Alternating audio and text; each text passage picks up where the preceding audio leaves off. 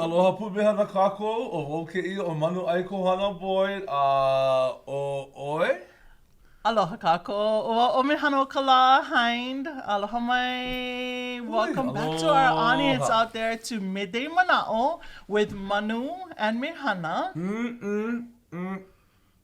There you go. I was waiting for that last little in there. Midday Manaʻo, Mehana, Manu, It's a lot of M's.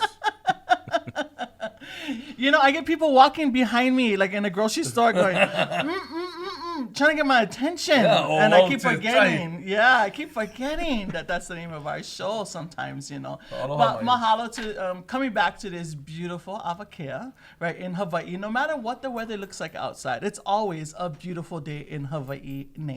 Yeah, and today, we'd like to first thank our sponsors, of course, Council for Native Hawaiian Advancement, and also the Kaiser Permanente Community Benefit Fund. Mahalo to you folks out there. And today we have, this guest coming all the way from the island of Maui. You know, but he's on Oahu all the time, so we're very fortunate to have him. He was here more on time than me. Yes, he was. From actually, Maui. Yeah. I live in Nu'ualu. Yeah, of course, everybody. Our very own Kawika Aspili is here, this awakea with us to discuss something that he just accomplished at Kamakakuokalani Center for Hawaiian Studies and Hawaii Nui Akea. You just got your MA. And your topic that you researched was Mele Lāhui, which is something that both Manu and myself are very familiar with. We had one of your kumus on here, Leilani Basham, talking about this very subject. And she told us, you guys should really check out Kawika's work. Right, and so mahalo, shout out to you kumus out there who are really guiding your haumana to do research into the excellence our kupuna portrayed back then, and also living today, right? The things that you guys are doing today. I know, I can't wait for this discussion, Yeah, so Kawika, tell us a little bit about yourself. Yeah, aloha mai kako. My name is Kawika Aspili from Lahaina, Maui. I'm actually living in Palolo now, so didn't come that far. That's why I love you. You guys ever wanted to know where the center of the universe is? It's in Palolo. Yeah. Mocha. Yeah. Ka'au. Exactly. I live right below that.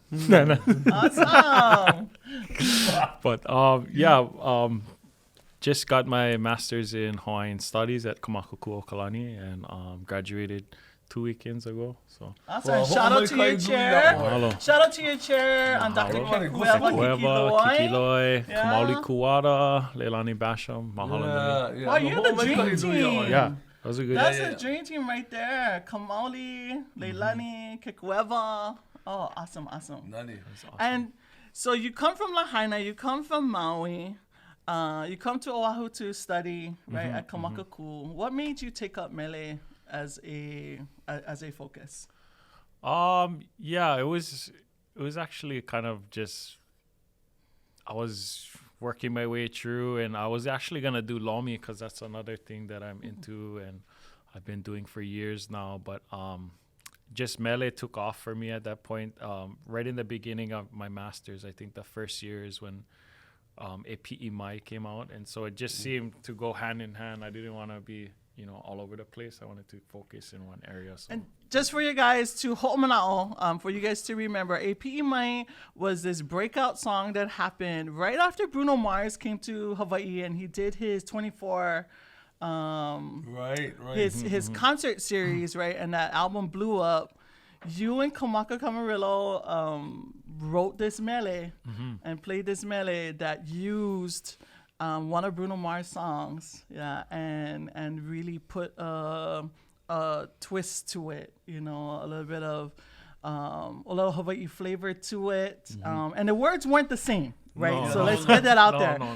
So it wasn't like they did Bruno Mars' song and turned it into Hawaiian language. They wrote a completely different song using that melody, right? But with that mana'o. No, but it was catchy and it was really good. And he does Lomi Lomi. Yeah, winner. All the way around. So So that started with APE Mai, and so you're a musician. right? So you're already a musician. You're coming to Kamakaku, getting all that historical knowledge, right? And both me and Manu are graduates of Kamakaku. By the way, first of all, there's way too much talent on Maui. So Maui, you guys gotta ease up a little bit, okay? Because you guys would pass Oahu. Yeah. And now we need these people to just slow down. Smiley. Give the other islands chance No, I'm a little with Maui. bit. And they say that Maui no ka'oi, and I agree. Aye. Because Maui no Kikahi. ka'oi is the only place for me. Is that another Mele, Manu? That- They say that Maui no ka'oi kuili. Oh, And okay. I agree. Anyway, I'm not sure I really do agree. But No, we let's- agree. We let's agree. see For ke ia- today, ke ia especially. keiki Yeah, no, yeah. ka aina, vela no hoi o la haina. Aye. Yeah.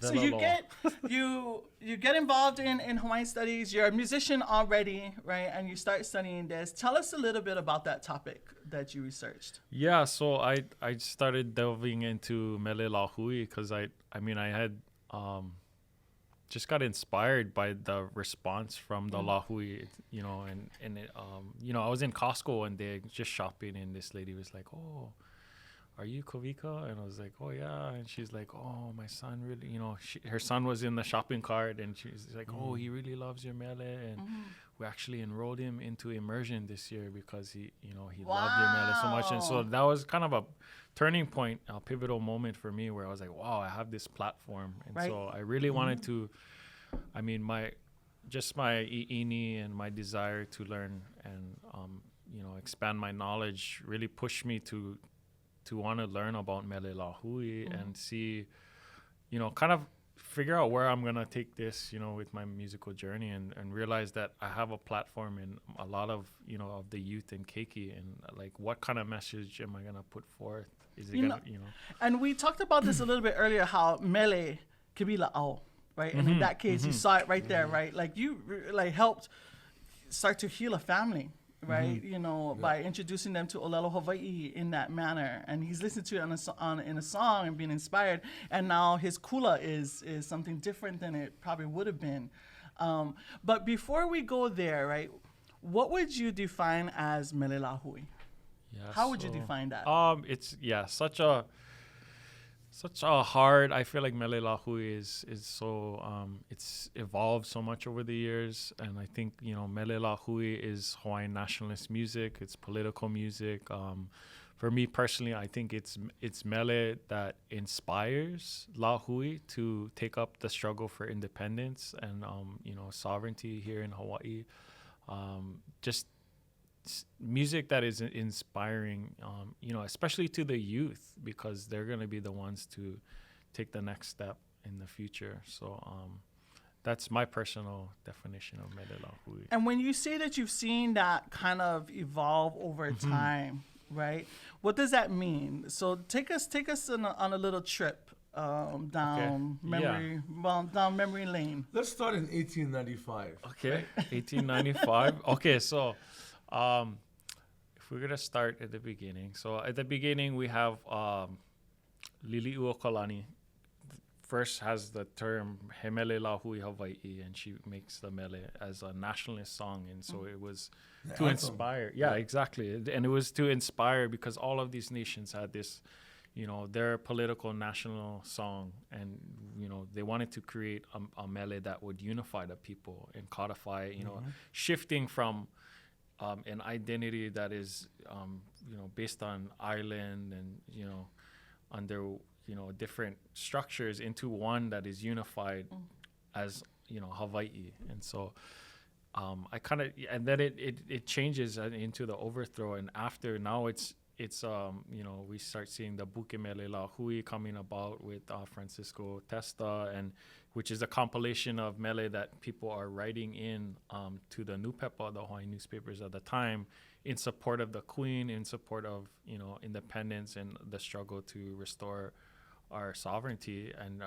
or the sovereignty to the Queen and the Queen to the throne. So and then a lot of the mele are also like in the Buki Mele Lāhui are like first-hand accounts of those who were involved in struggle and what they were experiencing, and in the uka of of Manoa in Nu'uanu, like Palolo, exactly. And so like just showing their journey, and that's part of the thing is like that's also Mele Lāhui, is like through struggle and through involvement in these issues. We see with TMT and Mauna Kea come through, and we see this explosion of mele that are coming up, that are expressing these, everybody's feeling and sentiment, and kupa'a, onipa'a, and taking up the struggles of, the continued, resistance. Right. But let's go back a little bit more, because there's a time period that's often overlooked and jumped over, right? So we go from the late 1800s, right? And then we go straight to 1970. Right. It seems like we jump right into the Renaissance, right? But there's a period there, right? And you was talking about earlier one of our other colleagues, right, and our good friends, Kahikina de Silva, right, and some of her work, right, talking about this time period that maybe it's not necessarily to never have, right? Can you talk a little bit about that? You can go down that road I just said, or like how do you explain this time period to what's going on? Yeah, so exactly like you mentioned, Kahikina de Silva in her dissertation ʻŌiwi Kuamo'o talked about, she definitely touched on that era in the 1900s leading up to the 1970s, and how it Mele Lāhui and that nationalist music, it a lot of times a lot of scholars, Elizabeth Tarter, John Berger mentioned that, like, I've never heard there's it called nothing. Elizabeth before. Very Tatar. Very Tatar, yeah. How very formal of you. He wasn't alive at the same time. That's why she was when you guys are all, running around Bishop Museum. You might notice I'm being unusually quiet. I know.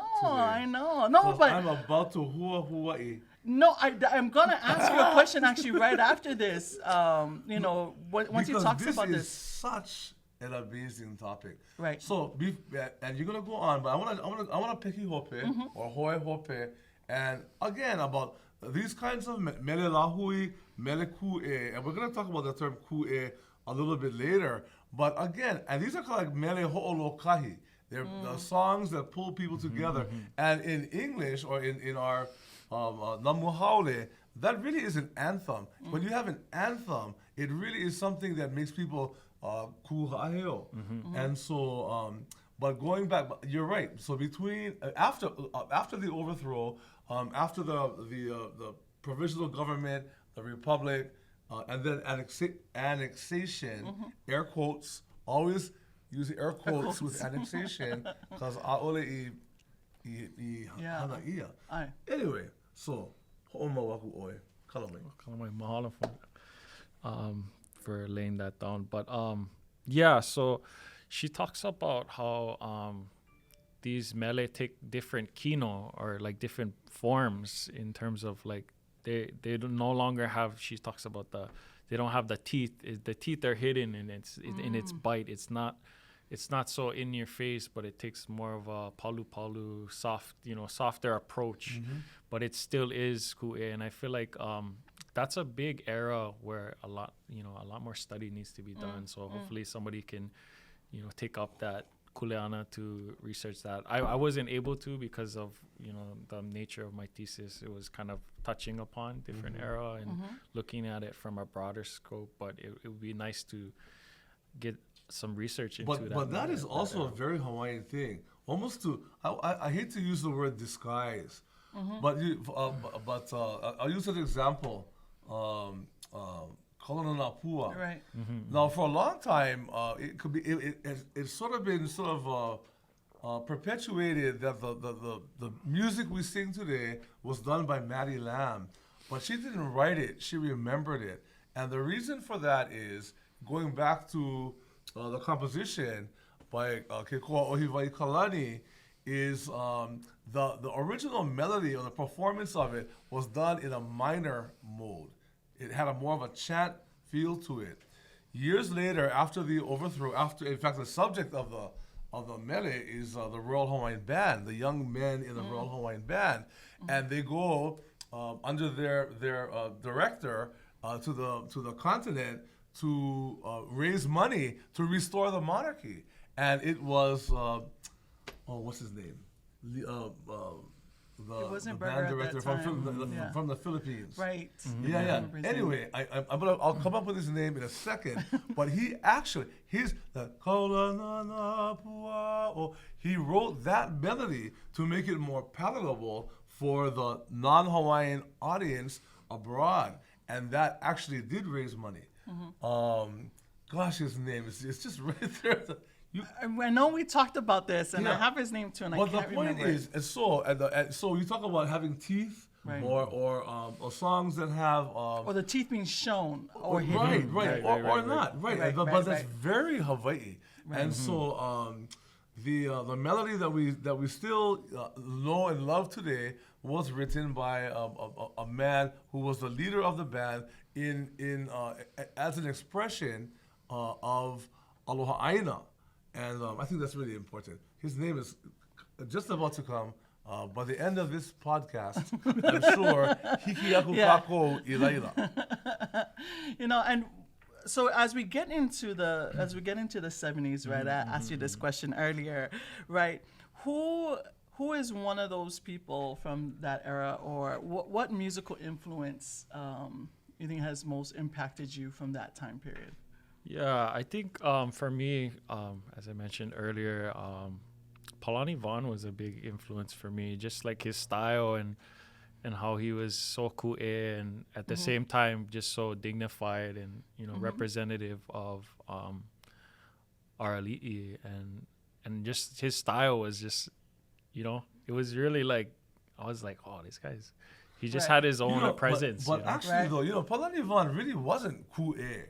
But when I was at Hawaiian Studies at Kamakaku, Haunani Trask, she actually called it out because it's his one song, Kama Makakawa, where he actually introduces or reintroduces the word ku'e. And ku'e means to stand independent, stand different. And so ku'e is to basically, not to revolt, but what's a better word for? No, stand in that. opposition of, stand in in defense of, yeah. So, "Wala ku'e, ki pula die." Yeah. So most of his music was very nahe nahe. Right. No, but I think that But was that Kawika's point earlier when we was talking about this, was even that too, right? His presence and was so different in that time period. And dignified. Right, yeah, right. dignified. That's Yeah, what exactly. kind of Oya really no ke ano influenced ako him. Hawaii. I mean, Yeah. really, Shout out to honestly. Hiva for, continuing that legacy of the Well, let's go. Palani Vaughn's family. So Palani Vaughn is one of your examples Yeah. of Or somebody that impacted him, right? Mele Yeah, Lāhui yeah. for sure. Yeah. But, Right. and Owaiho Waku. I mean, Sudden Rush is also comes to mind, and for me, even though it's not Mele Lāhui, I think Bob Marley had a big influence on Yes. my music, And because that genre, that was yeah. just political, his political. Yeah, we talk about Keala Kawa How, and the whole rap music today, which is actually kind of an old thing at this point. It was new at one point, but even coming up with that term Paleo Leo. Paleo Leo as an expression, Sudden Rush and several other groups or Sudden Rush's influence on other recordings. They were that- definitely the leaders of that They were. genre They for were. Native Hawaiians and Olala Hawaii. because they were both Yeah. sudden and kind of a rush. And so Kawika, you have like the sudden rushes of and they come out in the 90s, right? And they talk. We've had Keala, talked to Keala before about it and who his influences were and so forth. But you introduced something else into this conversation, which is genres that come outside of Hawaii, right? Come from people impacting Hawaii, right? So Bob Marley being one of them, right? And the thing that I've always loved about Bob Marley and the Peter Toshes of the world, right, is that Bob Marley was kind of the he's known for lovers rock, like that kind of, and you probably know a better term for Bob Marley's genre of reggae, right? Because he has a particular lane in reggae, right? But that it was also resistance music, right? It was resisting the colonizing effects of things that were happening in their homeland, and that became worldwide. Right. And then it didn't only influence us. Take a trip down to Aotearoa. You will see like how much reggae music and Bob Marley specifically has influenced not only the music but the culture of our peoples, of the Polynesian peoples. So reggae does that, right? And you come from kind of that mix, right? Your type of music that you play comes from a mix of R&B, reggae, and rap. And hip hop, basically, which I think I just described hip hop actually, but, right, of a Hawaii-born type of hip hop music, right? Would you agree with that, or or would you characterize it differently? No, I feel like I agree. I'm kind of like I take on the influences of I love all kinds of genres, so I pull in from whatever's sounds nahi to me, and like. My dad influenced me growing up he was like into like Earth, Wind and Fire and Al Green, that kind of generation. Yeah. And my grandma had the oldies, growing up with her and the tape cassettes, and listening to that. Oldies but goodies tapes, You folks know what is that? Cassette tape. Right. What's the other one, the bigger one? Which the tapes. The tape VHS beta tapes? 8-track. 8-track tape. So for all of you OPO out there, you have no idea what we're talking about. You know what? You don't need to know. Yeah. Wapau, wahala lako, Hala kelavaya. No, but you know what? But I think reggae is a good example too. It's because many of the messages come out of apartheid, come out of a political struggle. But you introduce it in a way that everybody can relate to. In my house, there's a picture on the wall. That's how we get into in my house. I thought you were gonna finish that off with Bob Marley. That you had a picture of Bob Marley in your house. Well, no, I have mostly grandma them. Right. But anyway, no, but these are the things that make things relevant, and relevance is something as a theme that speaks about Mele Lāhui, because the relevance has not waned. It has not gone away. It's still me kako nei, and they're beautiful poetic expressions of the heart at a time when things were really kind of rough. And we live in rough times today sometimes too.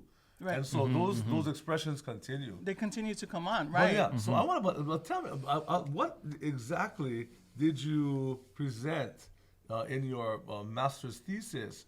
Because I think this is something that it's old and yet it's new at the same time. Right.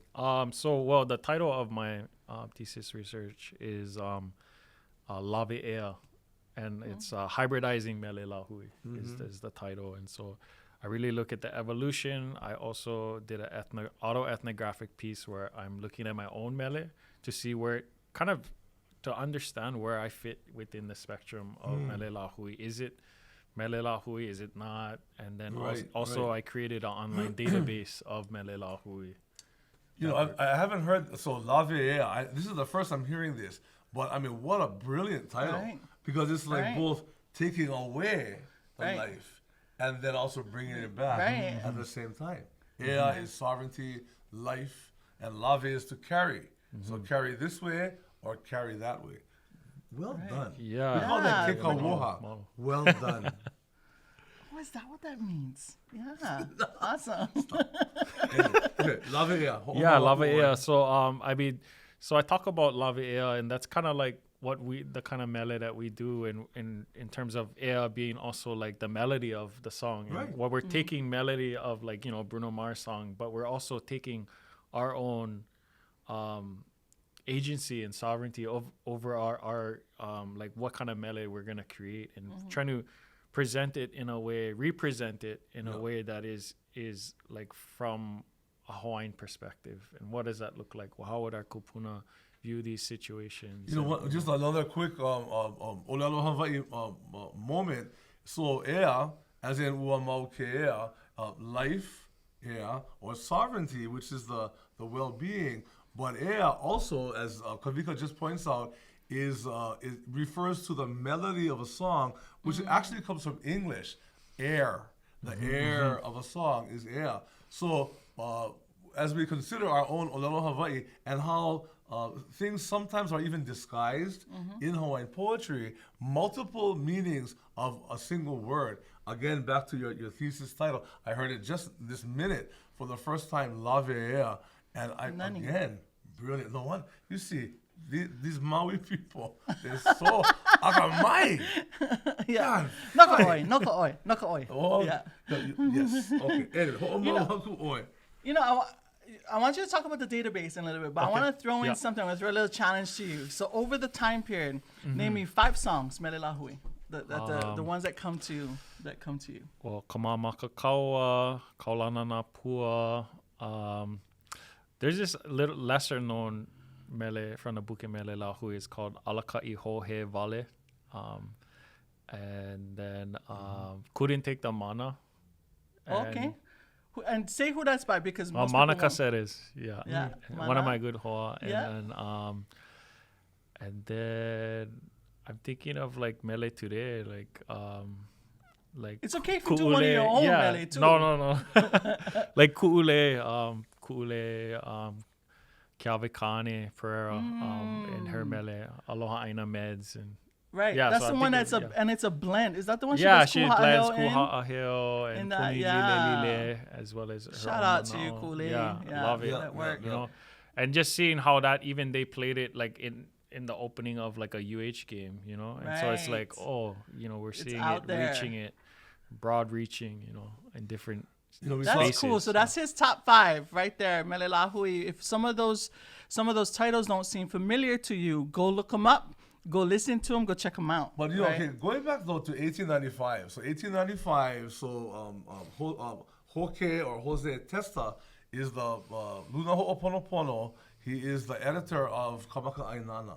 And the mele that were published, that are still in the book that we call Buke Mele Lāhui. So Buke, taken from English, book. So Buke or Puke, but Buke Mele Lāhui national songs are largely from the time of the Wilcox Revolution, trying to regain. And Robert Kalanihiapo Wilcox and the deposed Kui Lili'uokalani, they had a thing about them. They had a little bit of a ku'e even between each other. But most of the mele in there, or many of the mele, are about Wili Koki. And Wili Koki is a Hawaiianized way of saying the name Wilcox. And so the songs in there talks about, and you mentioned earlier, from Kapu Raifela, you know, about the rifles. And Le'ahi. My favorite is Puwaikila Olili'u. That's in there as well, That's like too. my favorite. So, but those, when you listen to those, or you see those mele today, and that was published in 1895 after collecting Kaho Ili Anamai o Nā Mele I Pa'i Mua Ia Makanu Pepa into a little book on purpose, cost 25 cents. You could put it in your pocket. And that was his way of saying all Hawaiians and Hawaiians at heart, get these mele, put them in your pocket. But you read the mele, it's like the Hawaii won the revolution.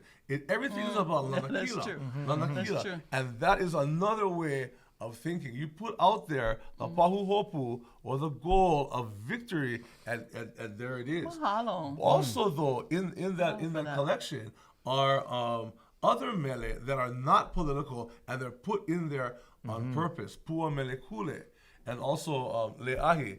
Le'ahi uhe uhe kaimana. That's in there as well. And so it was a way to, and they used the term at that time, mele ho'onanea, the songs that would just make you enjoy and relax. So with the strong political statements and the ku'e and the aloha aina, also came another kind of aloha aina and also aloha kanaka. And we're going to save that for Midday Manaʻo.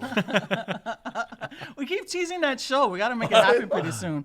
You know, I want to, before we have to leave. Are we done already? No, not yet. I want you to talk about that directory that you created, because for all you teachers out there and for all you lovers of Hawaiian music, and just all those interested in Hawaiian culture, right? This directory has a potential to have a huge impact on your life. Talk about it a little bit. Yeah, so as part of the thesis project, I took the index of this Mele Lāhui, all maybe 300 plus songs, and we refined it down to 56 because it was just to make it manageable as a sample size to my thesis. But I created an online database to host it that talks about the different criteria I looked at, gives a little bit of a history. I see in the future a little timeline with various struggles like the Wilcox Rebellion. Okay, what kind of mele are coming out at that time?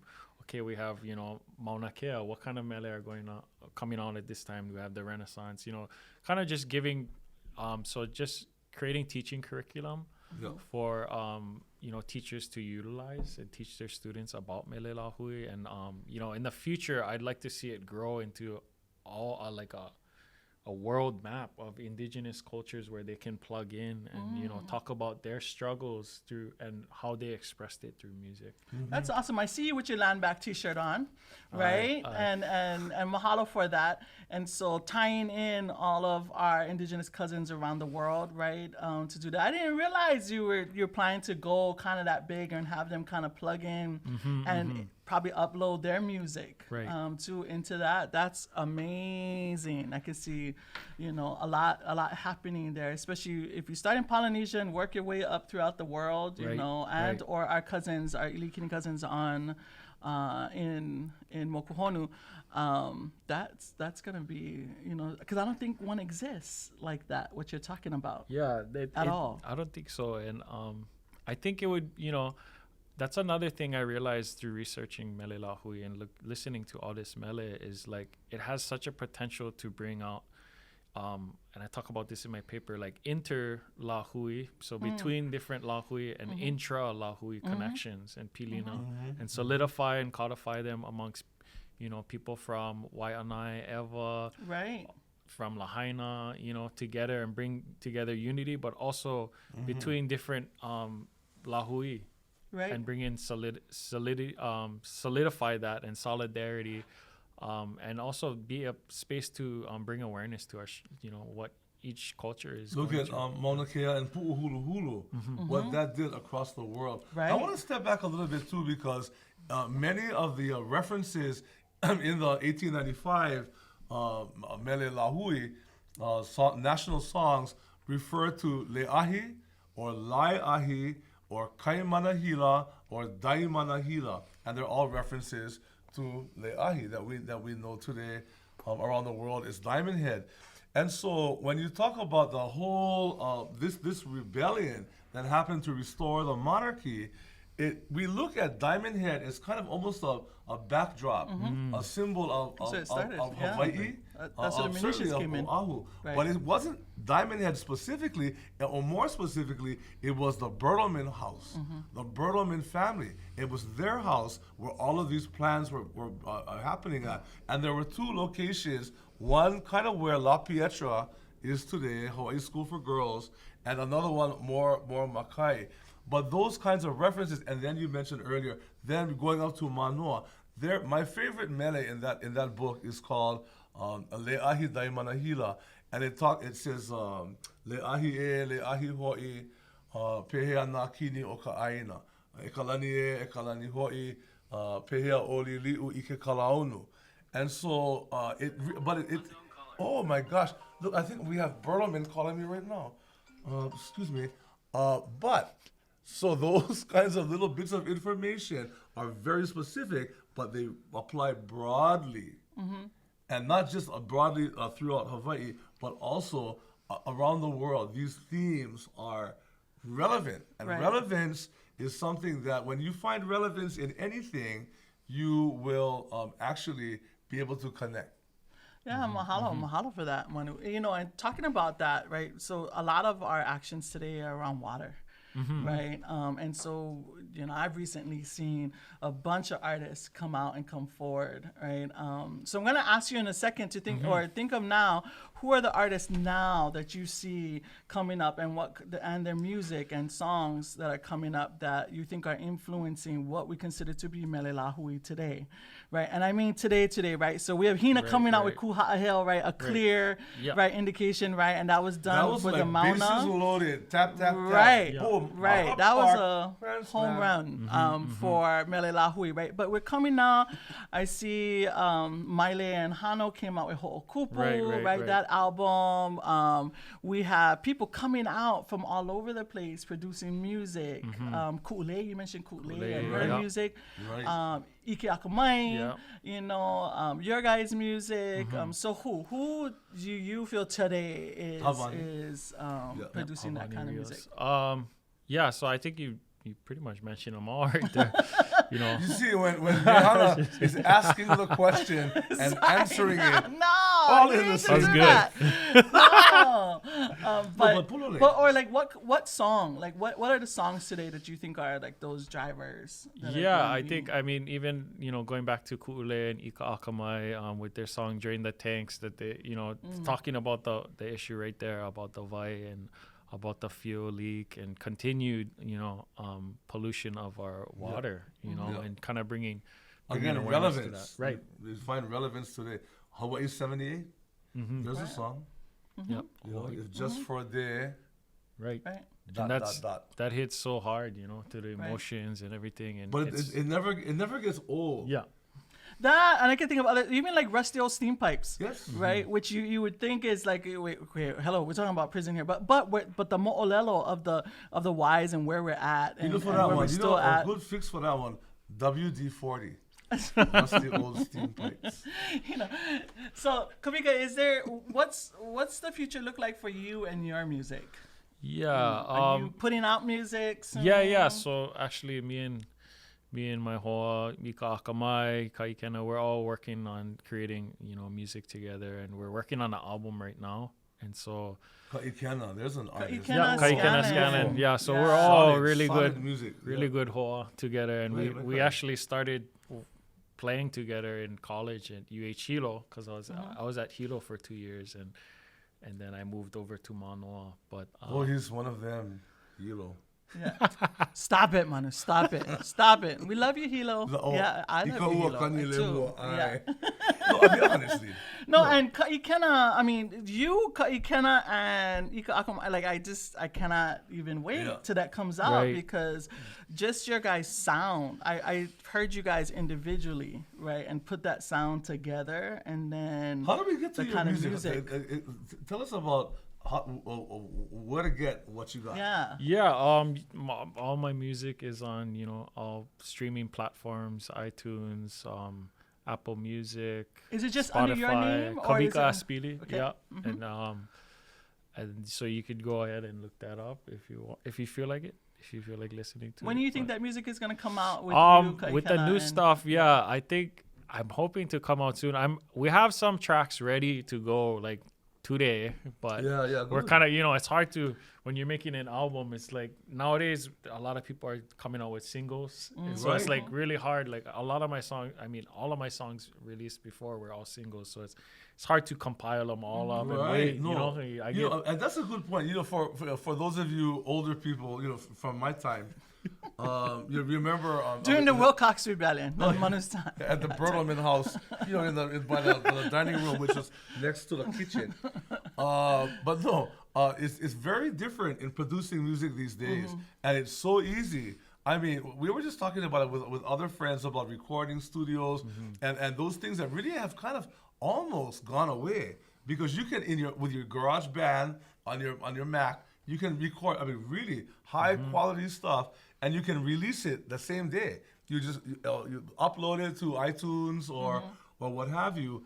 And so what Kawika is also talking about then is that you have a song here, a song there, and you can mix them up or whatever, and you can do 8 songs, which they call it extended play, an EP or what have you. But it's the individual mele one by one. And you pulled out, let's go back to Polani Vaughn, Kama Makakawa, one song in the last 50 years that stands out, and that could have been recorded as a single and released and changed the world, or Hawaii 78, or Hawaii 2022. Right, right. You know, let's thank our guests again today, Kawika. So awesome to have you here, and I want to bring you guys back. I would love to have the crew here when you guys put out your guys' music. But also, look forward for your achievement in your master's degree. Yeah. We always have to celebrate that, really and all the kumu and to have at Kamakakokalani. and the relevance and to uplift the subject matter of Mele Lāhui national songs, Mele Aloha Aina, songs of aloha for our land, and Mele Ku'e, songs of resistance, and that to be a relevant topic in high-level academia. Right, Not to be confused with macadamia. Yeah, I don't know how much people are going to get confused with that. That's but nuts, Doesn't stop. It doesn't stop. This is him all day long. Yeah. So again, But mahalo, Kawika. Kawika. Mahalo for that. Look out for his directory that's coming out, that music directory that's going to be super important. So when you get that out there, please let us know, and we'll help push that information out there. And also the upcoming music coming from you, Ika Akamai and Ikana Scanlon, right? Cannot wait. But you can get his music already. Is your dissertation published yet? Is it out? No, It should be coming out soon. I submitted it to the library. You did it already? Yeah, okay, so he submitted it, so it should be out. online in Scholar the Space, online on probably. Scholar Space real soon. If you want to check that out, please do. You know, and for you young ones out there, you know, he achieved a master's degree with this subject. Not everybody needs to go school, you know, these days because of the way the world is. But if you're gonna go school, go hard. Go hard. Be excellent. Yes, be excellent. Thank you again, Kawika, for coming Mahalo. today, all the way from the center of the universe, Palolo Oahu, by the way. Via Lahaina Maui. Thank you again to all of you out there, our loyal listeners and watchers out there. Ahui ho kako. Until the next awakea. Aloha.